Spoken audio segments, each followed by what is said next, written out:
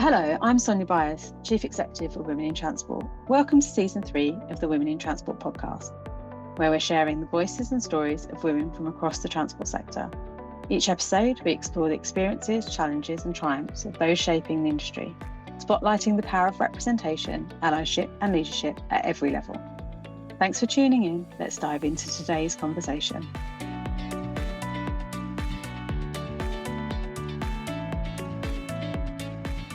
Welcome to the Women in Transport podcast. I'm Shireen Ali-Khan, and in this episode, we're diving into one of the most fascinating and timely topics shaping our industry: intergenerational workforces. For the first time in history, up to 5 generations are working side by side in transport. Each brings different expectations, different values, and different ways of seeing the world. And that diversity is both a challenge and an incredible opportunity. Today, we're exploring the findings from our Intergenerational Workforces White Paper. What's working, where the tensions show up, and how organisations can build cultures that help every generation connect, contribute, and thrive. If you're a leader, a manager, or simply someone who wants to understand how to build stronger, more inclusive teams, this episode will give you insight, evidence, and a lot to think about. So let's jump in with some introductions. Welcome to our guests today. Would you like to do an introduction? So Claire and then Amber, please. Yeah, sure. Hi, I'm Clare Murphy. I'm Head of HR at the RHA. Hi, I'm Amber. I'm a transport planner at McCulla. Wonderful, thank you. So as you know, we're talking about everything to do with intergenerational workforces, which is a real hot topic in the sector, but arguably something that our sector's been doing for a while, actually, is my kind of perspective. We can deep dive into some of this as we have our discussion today. But what does an intergenerational workforce look like, particularly where you work? So Amber, I'll come to you first, and then I'll come to Claire. Well, I'm the youngest in the company. I'm 21, and the person that sits next to me is 66. So there's a very, very various age gap in our industry, especially in our office. And how did you find that first coming into the offices? Because you came in as an apprentice, right? Yeah, I was intimidated. Like on my first day, like my boss, he was like, "I thought you were going to start crying." But I've slowly got used to it, and the woman I sit beside now, she's literally like an auntie to me. So it does get easier, but you get intimidated because they have so much experience. Yeah. Thank you. And Claire, from your perspective, RHA, but also wider in the sector, what have you seen? Yeah, I mean, within the RHA, I had to look at this, and we've got 4 generations working within the organisation. And actually within my team, there's only 3 of us, and there's 3 different generations. So it fascinates me because I think that there's so much that we can all learn from each other. Certainly, I've got as I say, 2 different generations within my team, and I learned so much from them around, their views and their ways of working, which are different to mine. We're all different, right? But I think we're constantly learning how to communicate with each other in different ways, because other generations do communicate in different ways to me in particular, and I think it's such an enrichment of learning. Yeah, absolutely. I love that idea of just sharing our competencies and capabilities. And with the white paper being launched, I know that one of the findings was all around actually just how do we support teams in general to be cohesive and to grow and to have that knowledge transfer and that opportunity for people to communicate. Have you noticed that the mix changes age perspective wise, or even life stage? And how has that shaped the culture within your team? Amber, you said actually when you came in initially, you might have been a bit intimidated, but you've forged some really strong relationships by the sound of it. Yeah, it did take a while because obviously the different age groups, we have all different ways. I would do some things differently than the 66-year-old would and stuff. But now we're all starting to know which way to approach different age groups.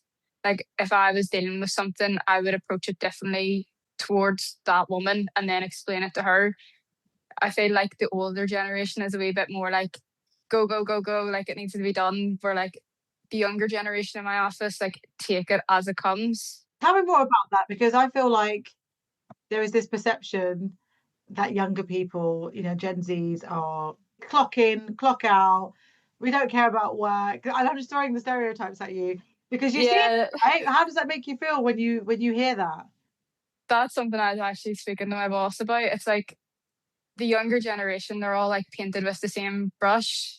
Like, just because some younger generation don't want to work, don't want to leave home, like that's not the same for everyone. Like yesterday, I started work at 7 o'clock in the morning and I left work at 9 o'clock last night. So, like, we do stay till, well, I know I stay till I get the job done. And the lady's the same. The other night, she was here at 10:30. This is like a difficult sector. You can't really do your job and go home because it's 24/7, like, it never stops. Yeah, absolutely. I feel from my perspective that I guess I've learned, but also I felt more able to talk about my boundaries and red lines because other people have normalized that. And for the first time in my life, and I'm not the same age as you, blimey, but actually I feel like the first time in my life I've been able to say, no, that doesn't work for me. And it's through learning from other people. Claire, what's your perspective on that cultural piece? That piece, I heard what you said there, Amber, and also yourself, Shireen, around that empowerment. That certainly I've got to find my voice and to be heard and to give my views and give my opinions. Where and I think that younger generation, again, I'm stereotyping, but certainly within the experiences I've had, I've learned that from that generation in terms of what I will and won't accept, and what my views and opinions are, and they're important and they need to be heard. And I think that's where there are certainly some struggles with older generations, because they see perhaps experience as something that means that they can have a louder voice, and that should be considered as the decision that we're going to make. But actually, every generation has a different perspective, and you can just learn so much. I've certainly felt the same in terms of being empowered by my colleagues using their voice, going, oh, actually, that empowers me to use my voice and go, actually, no, I will be heard, and this is my view and this is my opinion, and people need to hear that. Yeah. How great. And I just wonder, from that older generation perspective, and I will talk about the middle generation in a second, actually, but from that older generation perspective, and I talk all about knowledge transfer and succession planning, but actually we know that life expectancy's gone up, and when people are talking about pensions, it's always in the press, and actually I feel like there'll be a non-retirement age at some point. But if we know that people are working into older years that were not normal for us, is what I'm getting at. Like there was this almost, you've hit 65, what's your retirement plan? I don't feel like that's the norm now. I feel like we open up the conversations around what's the next phase of your life, the next phase of your career, as opposed to, right, it's a hard line stop now. And obviously everyone's kind of individual preferences, but how do we support the older workers to feel that they can ebb and flow and adapt and change as their health needs might need, or their life needs might need? We've also got, I've heard of organisations having grandparent leave, for example, where grandparents are taking more of a role in their children's lives. Life stages, what are we doing to support life stages? What are we doing to support the mentoring process, where older workers can mentor younger or junior staff, actually, really not necessarily younger people, but those junior people coming in? What are we doing for all of that? What does that look like for our sector? Yeah, I think certainly that knowledge transfer is key, but I think that works both ways, in terms of, yes, an older generation may well have experience, but like you pointed out, Amber, you might have a better way of doing it, because that's just your way of working is different to their way of working.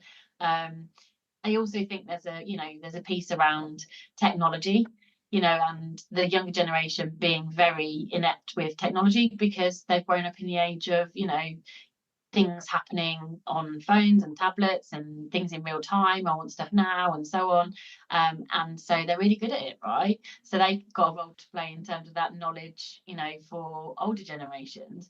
And also there's flexible working options, right? It's about widening our mindset in terms of, if people are at later life stages and they still want to work, but perhaps only 2 days a week, or 3 days a month, or whatever, and there's a role for them to play within the organisation, then that's what we should be encouraging people to come forward and do. And I think the more we do that, the more we role model that, And the more it then becomes normalised, and people need to stay in work for longer because they have commitments longer now in life. So let's embrace that and actually keep those skills, but perhaps to a lesser degree for them, because they want a more flexible work-life balance whilst they look to do different things outside in preparation for not working and so on.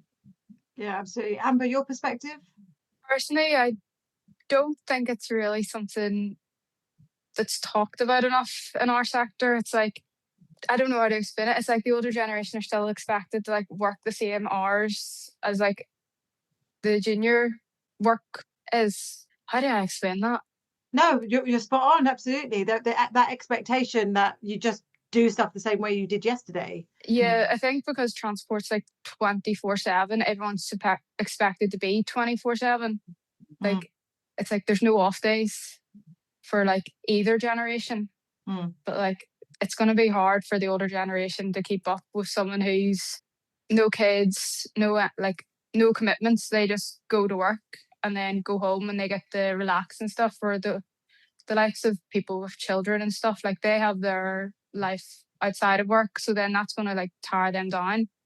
Yeah, it's absolutely spot on. And some of the conversations that we've had as part of the whole kind of intersectionality work stream is all about those life stages. So we had a paper last year on the motherhood penalty, and there's another episode of this season that revisits that topic. And exactly, there are expectations. I'm just taking motherhood in kind of in isolation, but there are biases that will occur. There are things that will occur, and part of the solution of that topic is actually, if you make caregiving easier for everyone, then you make it easier for mothers to not then leave the workforce. And the numbers of women leaving the workforce are just crazy, actually. We just launched a paper on the menopause in the workplace. Again, another opportunity where women and anyone who's got a womb can leave the workforce because they feel unsupported. And you're talking about something that could take a decade between you kind of having first symptoms to right the way to the end and say, I've got my menopause flag. But actually, that's a decade of you losing someone, but also that person feeling quite confused in themselves because they're going through this real kind of biological shift. And that's just two things. So yeah, I think you're absolutely right. If you've got somebody who's older, who might have different health needs, what we haven't discussed is things like maybe like dementia or Alzheimer's or Parkinson's that aren't necessarily just age specific, but tend to be those of an older age. How are we supporting that within the workplace? What does that look like? So I think you're right. I think we're not talking about this enough, and I think as we get more data, we have to support people in different life stages, because what's the loss? And the loss you're highlighting there is we are in a sector that's 24/7. If we don't acknowledge that, then actually what's the cost? Claire, to you, because I know you're doing a lot of work in this area, but what is the cost if we don't talk about this? I think that's it. And I just wanted to come in on something you said there around, things that we can do and widening that thing. So, we've got things like carers leave. So that isn't just about time off for looking after children, but it's about, many of our people look after their parents. And they need time off to take them to appointments, to be there for them, to support them through that difficult life stage. And so, we offer that, and we promote that, and we talk about that with our managers in terms of normalizing that. It's okay, there's a framework there whereby people can take the time off and not feel guilty about that. And actually it's really important to do that. It's not just about people with kids, but it's about people that have caring responsibilities. I feel like transport, policing and healthcare, probably education as well, they're all sectors that are core to society, but also are intergenerational, because we used to have this whole job for life thing, which we don't necessarily have now. But yeah, just from your perspective on all of that, what do you think? It's, again, raising awareness on things. So talking about diabetes, that's another big thing that we've been doing a lot of work on with Diabetes Safety Organisation, and we've just done a employer's guide on driver's guidance around diabetes. So, and that again is about talking about a subject that there's a stigma attached to it because people are perhaps fearful, and that's what our kind of research has found, that people are fearful about coming forward with health conditions because they may well they think they're going to lose their job. And actually, by speaking about it and learning about how diabetes manifests itself in the first place, but also then how to deal with it when it does happen and someone has that as a condition, it's about educating employers on how they can keep people in employment with those conditions. And let's face it, and actually deal with it rather than walking away. It's the same with men's mental health. So we have our RHA Next Gen group. So that is a group of professionals within the transport sector that are under 35, and they are a really active community group of people that want to give their perspective, want to give their view. A couple of weeks ago, we recorded a podcast led by them on men's mental health. Wow. And, that was in collaboration with a charity called Andy's Man Club. Who, it's all around men's suicide prevention and areas like that. And the next generation, I find, are very open to talk about issues that affect them. In particular, that one was around drivers within the transport sector are very isolated because they spend a lot of time on their own, doing long hours, antisocial hours and so on. So it was around opening up to them and actually showing that vulnerability, going, find someone to talk to, speak to your friends, how do you deal with that? How do you struggle with that? And therefore, how do you then find solutions to help to improve your mental health? So there's a lot that organisations can do, and that a lot of that comes back to communication, education, raising awareness, and talking about stuff like Amber referred to earlier. We don't talk about this stuff enough, and we're all struggling with something, right? Yeah, absolutely. I feel like there's a lot of presumed information, and I wonder if that's where the intergenerational workforce can really help. An example that's kind of came to mind when you spoke about men's mental health. My dad worked for British Rail, and he'd worked for about 50 odd years before he retired, actually. And I remember he did see a lot of people either struggling with mental health, as in like passengers, or people who were about to commit suicide, or who had committed suicide. And I remember a few times he would talk about it when he'd come home from his shifts, and he'd be like, "This is why I stayed late." And it was weird because I was a child actually having these conversations, but I was very aware of just life being traumatic in some sense. But he never sought any mental health support. But I remember when his colleagues started to seek support because times were shifting, it was really new for him. And he was a bit like, wow, okay, I'm having to support my colleagues now, because he was quite senior. But he was having to support his team in something that he didn't get support for. And I just wonder, as time goes by, there will be times where you might not receive the support for something, but you are then having to support somebody else because times have shifted and taboos have gone, and that kind of tokenism is changing. I think mental health is a really big one for our sector for lots of different reasons. I'm obviously giving a very frontline example there, but I think when you see stuff and you work with people, there will be times where the culture shifts. And I do wonder, by looking and acknowledging life stages and that human approach, where if we take motherhood as an example, and I reference that because when we did the roundtables, there was somebody who said, with quite a bit of candor, I find it difficult because I wasn't supported during my maternity or return to work, that I'm then having to be the leader and support others. And she's really honest in the difficulty of it. But I do think that's the support that we as an intergenerational workforce can provide for each other, because we get to shout out saying, oh, that's wrong, we need to change that, or actually, do you know, I've seen this thing and it might work, have you thought about this? And everything we're describing is about being a human being and having a conversation and acknowledging that we don't internally have all the answers, and you might know something that I don't know. And how do we have that real intersectional, intergenerational, just everyone as human beings getting along? What if love really was the answer? Like, how do we support all of that learning where it isn't tokenistic? So how do we generally make it sustainable? I think you're right. I think it's that constant, it does feel like a battle sometimes, doesn't it, in terms of, and it not being tokenistic, and actually, like you've described early on in the conversation, Amber, around, the fact that you're sitting alongside people from, completely different generations and age groups, and that should be celebrated. That should be talked about, and I suppose brought to life in more detail in terms of how brilliant that is. We should be celebrating difference, we should be learning from each other, and it's not about having a policy in place necessarily, but it's about those groups of people learning from each other and then carrying on that in, you know, different generations and different groups. Yeah, definitely. It's like I definitely take away so much knowledge, and like I feel like I've gained experience, like even though I wasn't there, but from listening to the lady I sit beside, like I feel like I was there. Like I feel like I've been working in transport like 30 years, like she has. Like yes, I still have a lot to learn, but from the like various age groups within our office alone, like everyone's gaining so much experience, and it is something, as you said, should be celebrated. Isn't that the value that you're describing there? It's the value of the network, isn't it? Because we say to people, find your tribe and, you know, create your own board where you've got mentors and advisors and people to guide you. And I feel like, Amber, what you've just described there, I feel like I've been in the sector for 30 odd years.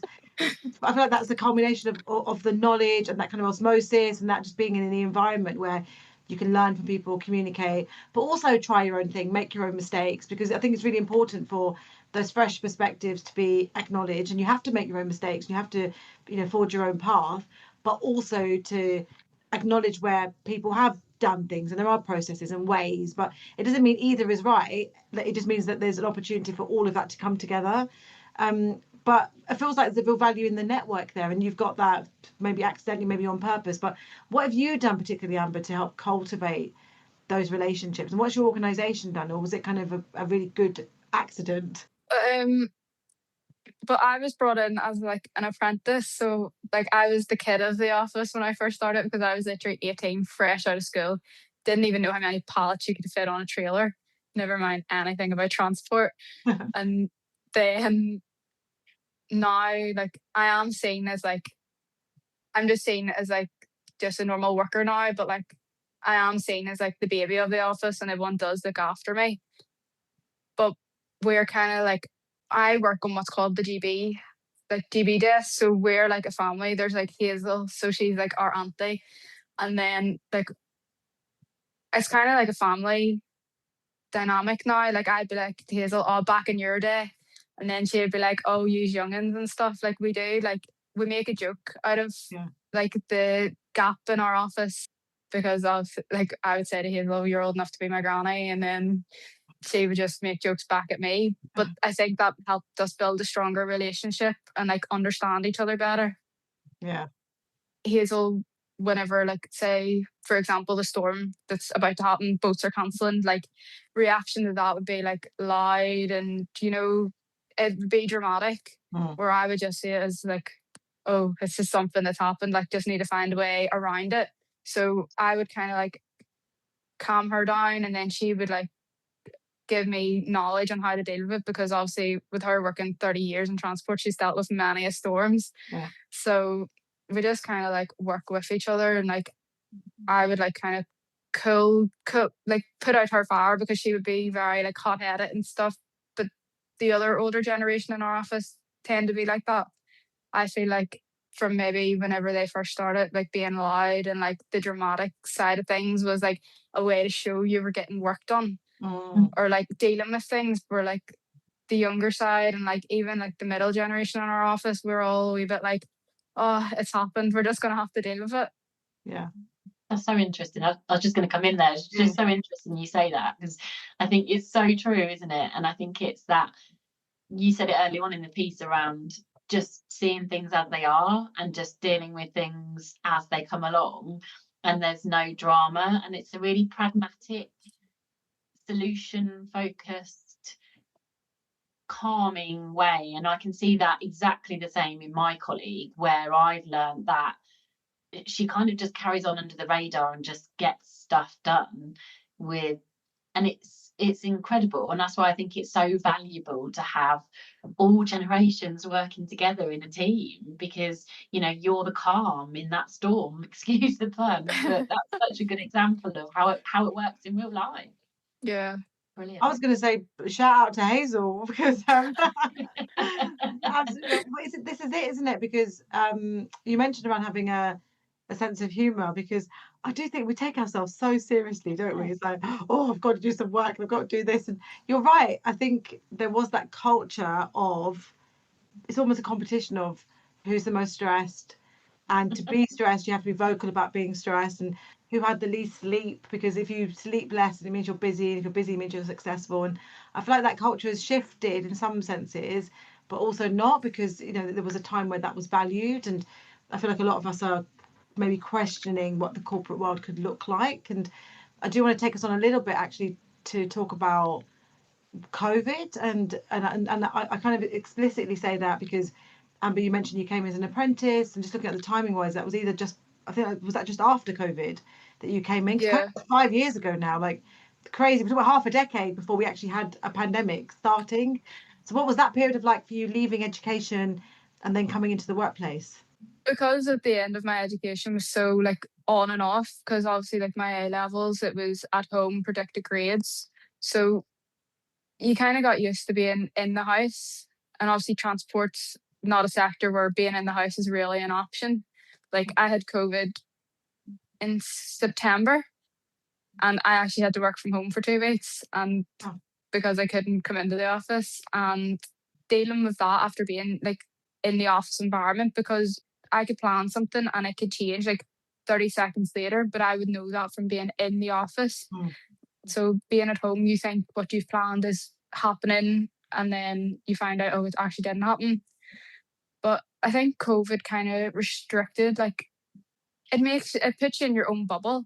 Like you get so used to being by yourself and being at home, and then you have to come into this big, massive sector. Like we have transport, warehouse, customs. Like we have so many different sectors within this like sector of our like business. You just have to like kind of adapt to like even hearing people's voices. Like I know sometimes when the office gets really, really loud, I'm like, oh, I can't be dealing with this, because I got so used to like having to deal with stuff like alone or like in a quiet environment, and transport is definitely not quiet. Yeah, it's that awareness piece, isn't it? That not everyone is going to be thinking about that overstimulation and how that's affecting you. Yeah. Another thing, I did think COVID had a positive like effect with technology side of things. Like I feel like COVID encouraged everyone to learn on how to do things through technology. Like probably before COVID, like Teams and Zoom calls, it wasn't really a thing. You had to be on site for meetings. Yeah. Where now it's like, oh, just jump on via Teams. Like it has like, it's made the adoption of like technology being so important and advanced within the sector a bit more easier. Yeah, I think so. And I think when we talk about the generations, you've mentioned what your workforce looks like. We've got maybe 4, 5, and actually soon to be 6 generations. So Gen Alpha are the younger ones who, everything's about Gen Z, but actually Gen Alpha are soon to be 16, yeah, and will soon to be coming into the workforce. So we have up to maybe 6 generations. I just feel that's a lot to contend with, where people have got different starting points, and every starting point is right, and every starting point is okay, and how do we honor everyone's journeys? And just taking that COVID situation, where you are effectively the COVID generation, where your education, as you said, was kind of stop start, and then you had to go into the office. We've spoken around how which I hadn't really thought about actually, but that kind of stimulation aspect. And similarly for me, I've since COVID started working from home in a way that I hadn't done before. So actually, what would it be like if I went back permanently into an office? It'd be, now it's a treat for me to go actually into an office. But pre-COVID, it was very much like people right into your face on the train every day. It was crazy. So the world is very different. But for me, hybrid working has enabled me to continue working at the same rate and capacity and growth. But actually, I'm really conscious that those coming into any sector actually, but any kind of working environment, they do need that mentoring, that support, all the information that you just gathered by being in the environment. There's all that stuff that you can't really put a name to. So how do we honor all of that? But certainly from the Gen Alpha perspective, where they have seen hybrid working, probably independent on role, of course, but they've seen probably it as a norm. So is their expectation is that it will stay this way? What are their preferences? What are their wants? What are their learning requirements? How will they learn? So these are all really new things. And so I feel like when we talk about intergenerational workforces, we need to acknowledge where we are today, like towards the end of 2025, right? So even then, this is a time-stamped conversation. And we've got our paper that's coming out as we speak. And I think as listeners are listening to this, the paper would have come out. actually, how do we honour those recommendations? That roundtable conversation all took place through collaboration, so acknowledging where we are as a sector. But what I'm getting at is, this is a today conversation, but how do we support the growing generations that are coming in? That's why I referenced Gen Alpha, because I think it'll be the generation past that. How do we acknowledge and keep our sector growing and thriving, and making sure, certainly from a UK for workforce perspective, that we are competitive internationally, because we get this thing right? And it's a big question. I'm kind of throwing it all at you there, but we know, how do we move forward to keep this conversation going? How do we get it right? How do we honour everyone? I think, something that struck me then was around the kind of employee retention expectation. It's about, look, being aware that people are not going to stay in a job for as long as they did. It's not a job for life anymore. So maybe it's a 2 or 3 year, job, and people will move on. So therefore, the idea is to, get as much out of that experience of having that person with you before they then move on to the next step in their career. That's a really difficult one, but you've got to embrace that. And also on the other side of it, you've got to look at attracting people with that in mind, in terms of, you've got to offer hybrid working options. Like you say, my 23-year-old daughter only knows going into an office twice a week. So therefore, her next role will be the expectation. And so, we've got to embrace that and not see it as a barrier and not see it as a blocker, but actually, you'll have that person for 2 or 3 years and then they'll move on. That's a fact of life, because that's just that generation, and they don't want to stay in those roles for years and years. Some do, but majority may not. So it's how you can get the best out of that experience before that person then moves on. Yeah. How do you get the best out of that experience, Amber, from your perspective? How do you get the best out of someone? How do you support someone in the right way? What would be on your wish list For support and transport? for you, for supporting you? I do think the transport sector does need to look at hybrid working, the flexi time situation. Like, my brother and sister both work, and they'd be like, "Oh, I'm using my flexi time," and I'm like, "What's that? What's Yeah. that? Yeah. Like, what's that?" Yeah. Or like, my brother would be like, "I'm not going into the office today," and like, it does give other sectors a more attractive look. Where transport, like, you're on site, you don't have that option to only go into the office a couple of times a week. And I know from my age, like, that is very, very appealing. Like, not having to sit in traffic, rush hour traffic every day and stuff. I do think the transport sector does need to be a bit more open. The times are changing. Like, people can do their jobs not being on site. Yes, Yep. It is like a busy, quick environment, but there's phones. Like, people can lift the phone up. You're contactable through the use of technology, like you are in the office. I do think it's something that really does need to be looked at to keep the transport sector growing and make it attractive. Yeah, so maybe part of that is being innovative, to just try things, what's working, what's not working. I do feel like there's a drive, certainly from like the role that you've described, and I feel like there's a drive to get people back into an office environment. But actually what we have learned is that it's all up for grabs, and everything's possible, and it's okay to try things and see, will it work, rather than saying no straight away. But I think what I'm getting at is, how do we support people to actually have a life but also meet business needs? And I completely understand where, business needs might ebb and flow, and there are some roles that are more site based. I completely get that, but is it all or nothing? It's like the transport sector is being like innovative, like modernizing trailers, fleet, going to like electric, gas. But what are they doing for like the people? It's like that's forgotten about. Like, certain companies focus a lot on how their trailers look is sustainable, their fleet is it diesel, gas, electric. But then you have people in the office that are still doing the same thing as what was being done 20 years ago. Like, they're not thinking about how to innovate that option. It's like the people of transport are being forgotten about. I think that's so insightful, and I'm wondering, some of the stuff that you described, does that come because we're thinking about being competitive as a company, but also because there's mandates for things around fuel, around the way vehicles, like compliance is what I'm getting at. But actually, what about human beings? Where does the guidance and then the kind of the compliance come for how we treat people? Yeah, it seems to be the focus. Maybe it is with the new laws, but the focus is updating your fleet, updating trailers, updating sites, who has the best looking office.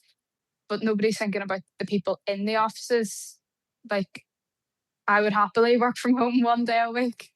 But then I think that's right in terms of what you've just hit the nail on the head there around, if the transport sector doesn't do something about it, then they won't have the next generation wanting to come and work within their organisations. And people like you, Amber, will see that going to work in a different sector fits more with your work-life balance, because if you can go and work in another sector and only go into the office twice a week and do your flexi time and all of that, why wouldn't you do that? So it's a call to action, really, isn't it, in terms of we've got to do something about this. And by talking about it and raising awareness of it and sharing best practice as well, I think that's really important, Shireen, around really picking out what organisations are doing about it, that then shares that best practice and go, actually, we could do that, and it's the small things, not necessarily making big radical changes, but really small things that could make a difference and therefore attract and retain and continue to the next generations as they come along into work. Absolutely, because ultimately that's what we want, isn't it? We want people to come, we want people to stay, whatever that looks like from their life perspective, whether it means moving around or whatever it is. But we need people, we know, and this is what drives a lot of these conversations, is how do we keep the retention rate from dropping, because these are real things that are backed by data. And listeners, please download the white paper. There's a series of recommendations that are in there, and absolutely Claire's call to action. If you're doing something or you wish something could be done better, drop us a note, mention it, because this is all through collaboration. It's not in isolation. We want to hear from people, and we will be doing more work on this area, through the days and the weeks and months, because we want this to be a live conversation where we don't just have it now and that's it. We want this to be something that grows. So if you're doing something or you want support in a certain area, then reach out. Okay, so as we're bringing this conversation to a close, Claire, Amber, just tell us and our listeners and anyone who's interested in this topic, what are some real tangible things that we could be doing to raise awareness, to ensure these are conversations that don't just happen once and then that's it, essentially to make sure that it's not tokenized, it's something we generally make a sustainable part of our practice? Regarding the topics on mental health, a lot of companies have introduced like a mental health hour. I haven't heard of a transport company that has introduced that, like, well, close by to me anyway.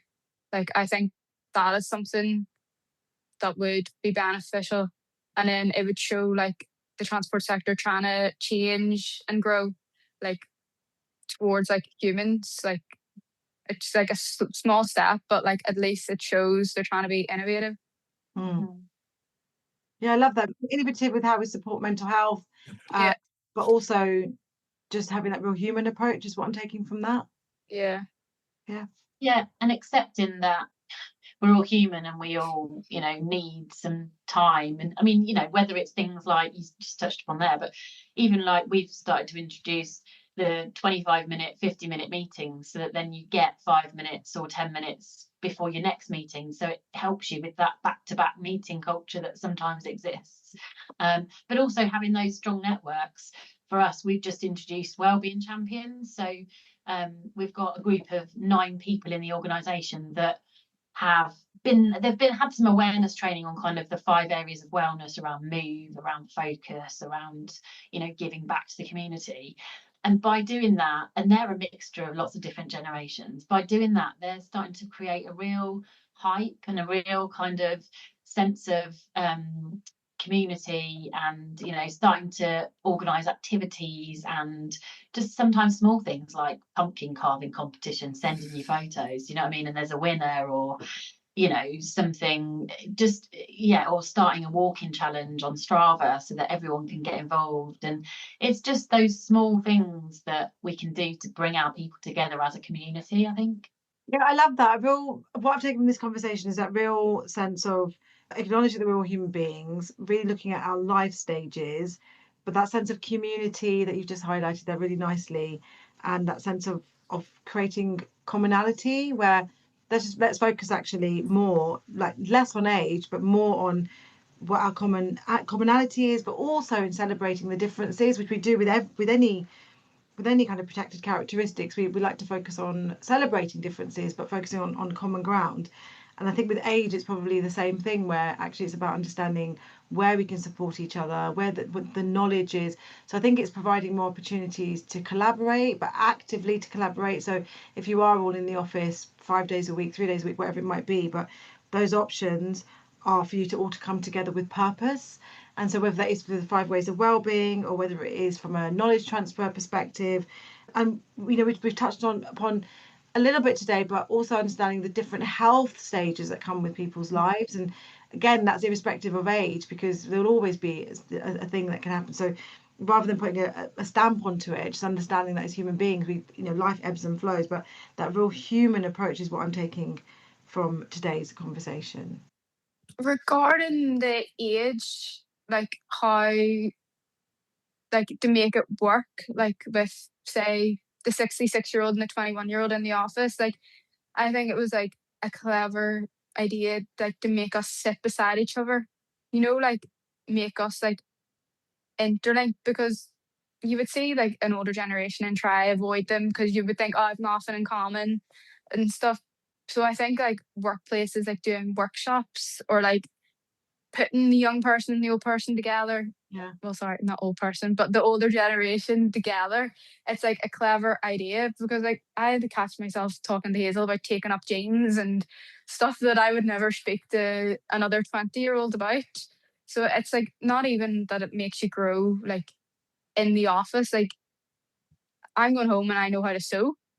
Like you're learning like from the older generation, like outside and inside of work. So I think if workplaces like try encourage that, like put them together and like do workshops, or like have like coffee mornings, or like encourage people to have lunch together. Yeah. Like I think that's the way for it to kind of make it flow a bit better. Yeah, I love that. Really good examples. And there's obviously something happening in your workplace which is working, and they're obviously acknowledging that they need to support this journey. And it's almost that reverse mentoring done informally, isn't it? I love that, and even if it was just by fluke or by chance, but actually that's the best way to do it, isn't it? Because you're learning not only from each other, but life skills, like you said. Yeah. But I love that informality part of it, because to your point earlier, Amber, about we do take ourselves a bit too seriously. And actually, Claire, you've quite rightly highlighted, we can almost be responsible for our own seeking of a mentor, whether it's someone, it doesn't matter, irrespective of life stage. But actually, we should all have a responsibility of trying to collaborate with colleagues. And by you doing this with Hazel, that gives you an example where we could just seek someone, say, do you want to grab a coffee, or don't speak to you that much, or I'd love to learn from you, whatever it might be. But just to open up that kind of team aspect. I think we put a lot of process on, and maybe it doesn't need so much process.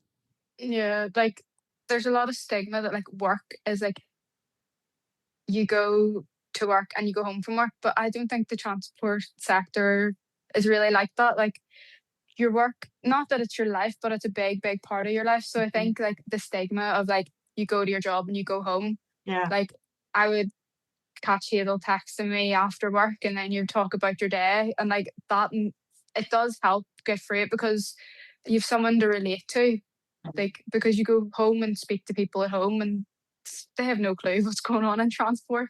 Yeah, like they don't understand. So like being able to have a relationship with like any generation within the workplace, it does make it a bit better, because like I know I can't speak to my friends about transport, they have no clue about it.